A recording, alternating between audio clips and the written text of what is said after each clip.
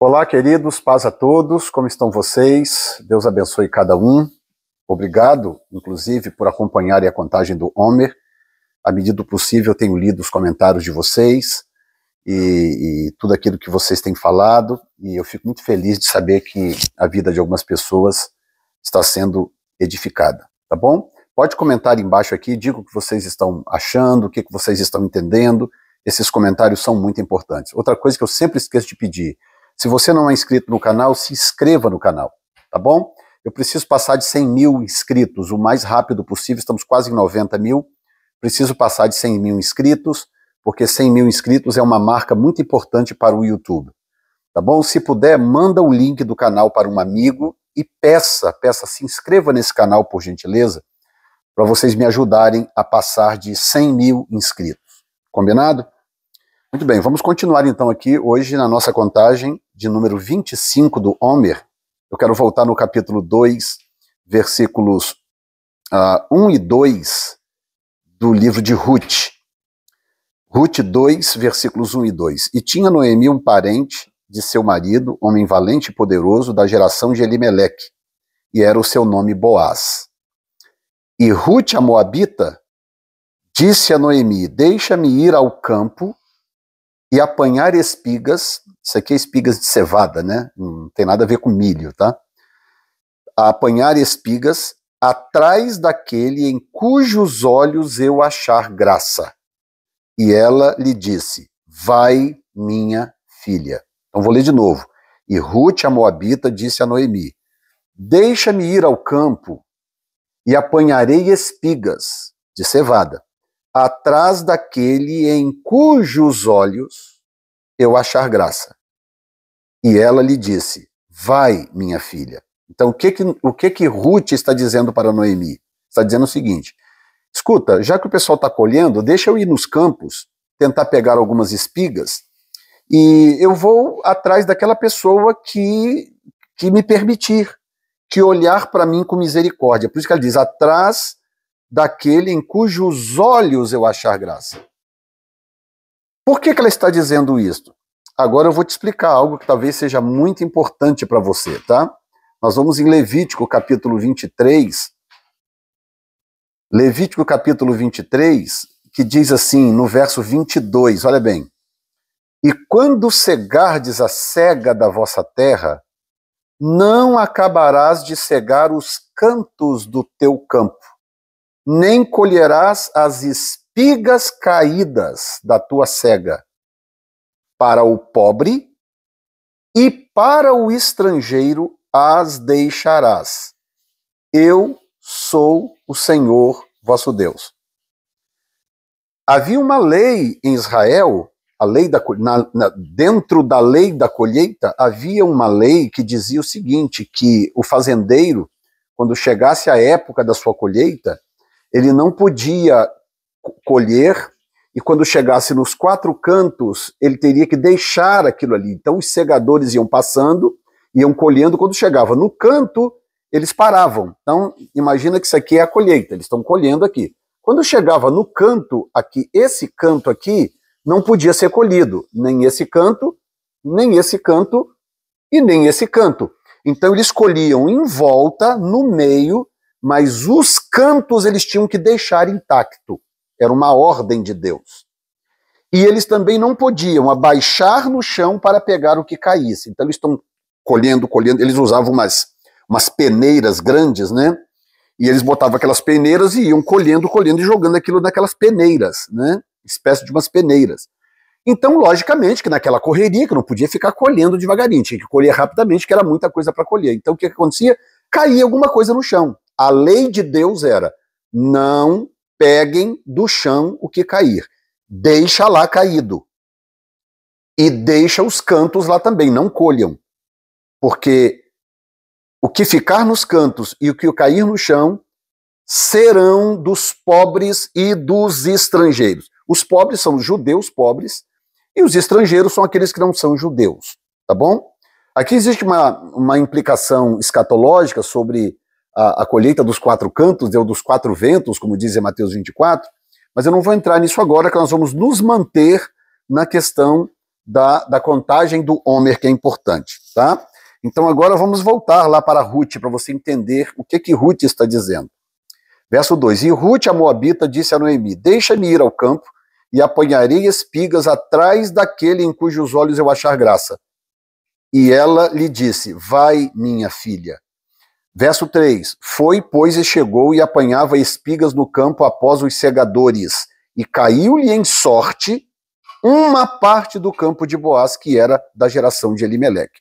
Ok, por que ela estava procurando alguém em cujos olhos ela achasse graça? Porque nem todo mundo seguia essa lei. Tinha os desobedientes, tinha os rebeldes, os gananciosos. Então, se você perceber bem, por exemplo, no livro de Jeremias, nós temos muito disso, Jeremias repreendendo o povo na época, antes da queda de Jerusalém, porque na época de Jeremias, eles não cumpriam essa lei. Os pobres passavam fome, os estrangeiros não tinham o que comer, porque os donos das colheitas eram tão miseráveis e tão controladores que se chegasse alguém para tentar, eles não deixavam, não permitiam. Eles impediam aquilo. E Deus usou Jeremias para falar, dentre outras coisas, falar disso, da opressão do pobre e da opressão do estrangeiro. Então Ruth disse o seguinte, ok, eu vou então nos campos e vou dar uma olhada e vou ver quem que tem um olhar misericordioso. Eu vou ver quem é que tem um coração misericordioso para permitir que eu pegue do chão o que caiu, permitir que eu possa colher nos quatro cantos o que ficou. Apesar de que alguns teólogos dizem que os estrangeiros ficavam com o que caía no chão e os pobres judeus ficavam com os quatro cantos. Alguns dizem isso. Eu não sei realmente se procede. Inclusive, Alfred Edersheim é um judeu do século passado que escreveu vários livros sobre o judaísmo. Ele diz isso também.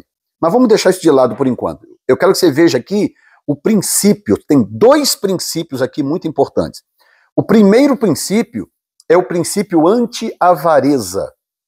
Deus sabia que o povo tendia a ser avarento. Uma das leis, por exemplo, que existia era não atarás a boca do boi que debulha. Por quê? Às vezes o cara era tão avarento que ele colocava o boi para debulhar o trigo e ele amarrava a boca do boi para o boi não comer do trigo, para limitar a quantidade que o boi podia comer. Aí Deus criou uma lei, falou, não, vocês não vão amarrar a boca do boi que está debulhando. Ou seja, se o boi está debulhando o trigo, ele tem direito de comer a quantidade que ele quiser, já que ele está trabalhando para debulhar o trigo. É claro que isso aponta para o ministério, para homens e mulheres que estão trabalhando no ministério e que às vezes tem que viver de pouco, viver de miséria, viver apertado, porque as pessoas estão sempre de olho para ver se aquela pessoa vai viver bem, se ela vai prosperar, se ela vai dirigir um bom carro, se ela vai morar bem. Eu não estou falando dos mercenários, aqueles que roubam da igreja, que manipulam as pessoas. Eu estou falando de homens de Deus e mulheres de Deus de verdade, que muitas vezes têm que viver uma vida pobre e miserável, porque senão é acusado disso e daquilo, as pessoas não aceitam, não entendem, não concordam que um homem ou uma mulher de Deus possam prosperar. Então Deus, sabendo disso, Deus criou regras. Então a primeira coisa que nós temos aqui é uma regra anti-avareza. Tipo, olha, deixa de ser avarento, você não vai colher toda a sua colheita. Não vai. Quando você colher, lembre-se dos que estão à sua volta. Quando Deus te der a colheita, lembre-se dos que estão à sua volta. Tá? Existe uma regra na Bíblia, um princípio na Bíblia chamado Tzedaká, que é o princípio do cuidado com o órfão, com a viúva, com o pobre, com o órfão e com a viúva.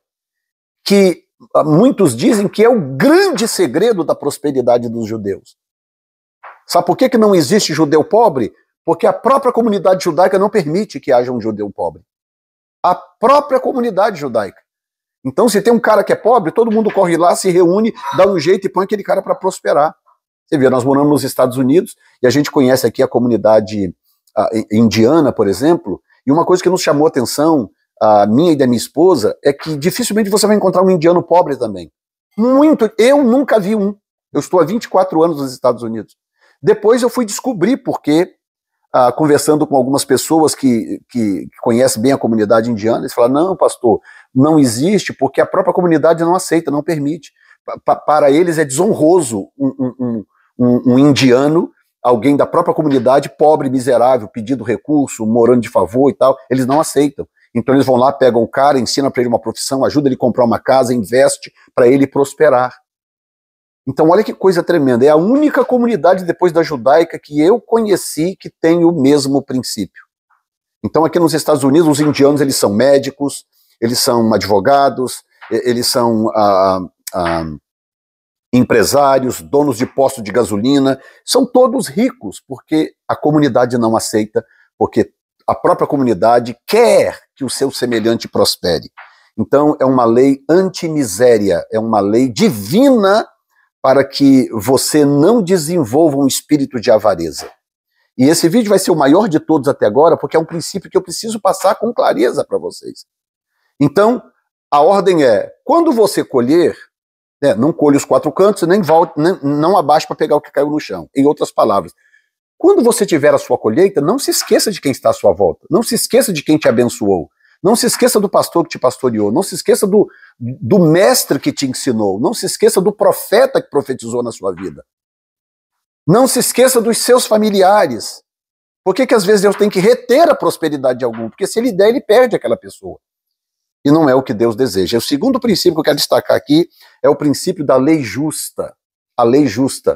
Que coisa linda quando leis, portanto isso envolve governo, quando leis justas são criadas para proteger o povo e para abençoar o povo. E aqui há uma lei preocupada com o pobre e preocupada com o estrangeiro. Deus ama o pobre e Deus ama o estrangeiro. Eu sou estrangeiro.